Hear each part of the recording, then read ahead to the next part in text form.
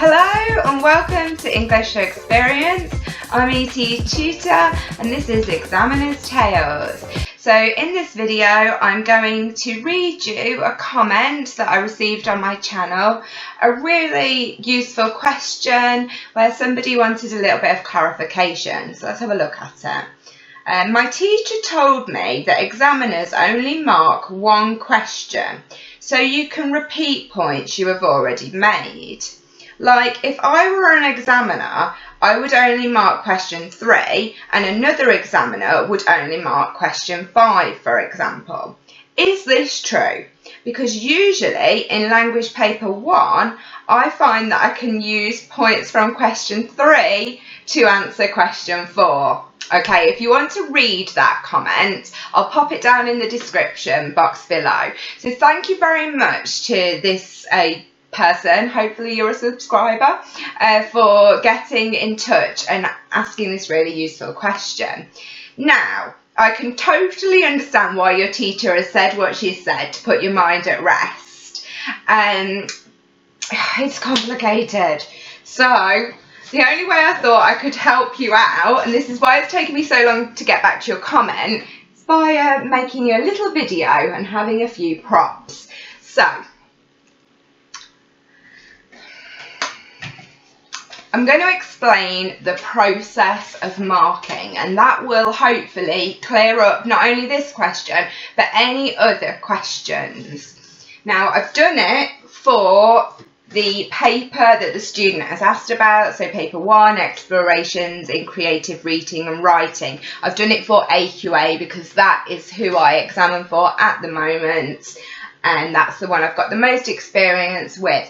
I don't know exactly how the process works for the other exam boards, but from my role as team leader, speaking to examiners who'd come over to AQA from Edexcel, Educas, it's very similar, the process. So what we do is we log in to our accounts. It's very secure. We are not allowed to mark in public places. So we log in and we are faced with a list of the questions from the exam paper we're marking.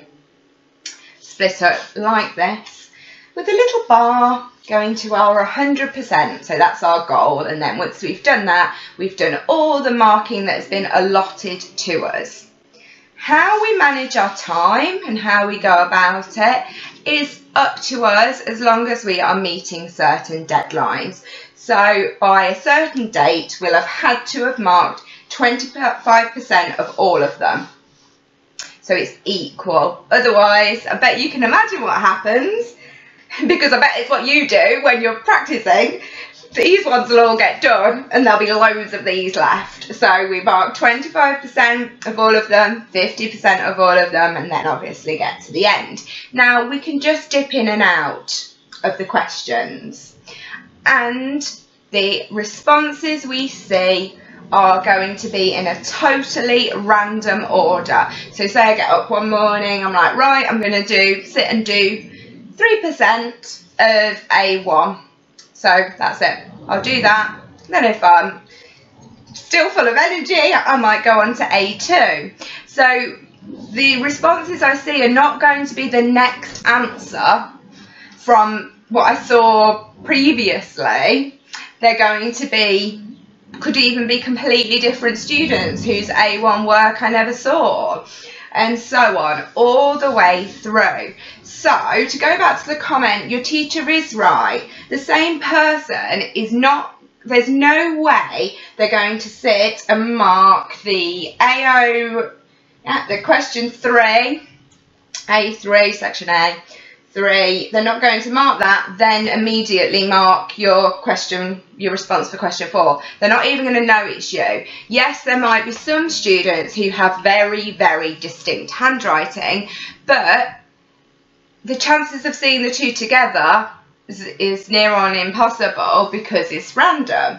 So your teacher is right in saying that you can do what you're thinking of doing, because it's not as though I sit down, I open up your work and I work my way through. I can't do it like that. And again, that's to ensure that it is as objective as possible. All right then, I hope that's helped.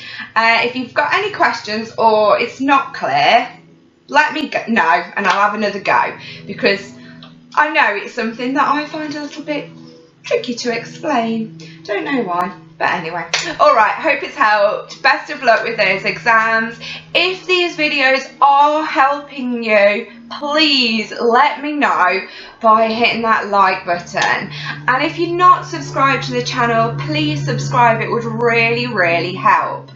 A lot of my views come from people who aren't subscribed, and I think that's because people dip in for a bit of revision and then obviously clear off again. And I know what it's like. You don't want your subscriptions full of videos that are being uploaded all the time, but you know, you're only revising for a short period of time. So during that time, if you could subscribe, it would really help let me know that I'm doing the right thing and I'm giving you the help that you need. Alright then, hope that makes sense. Not quite with it today, I don't think. Oh well.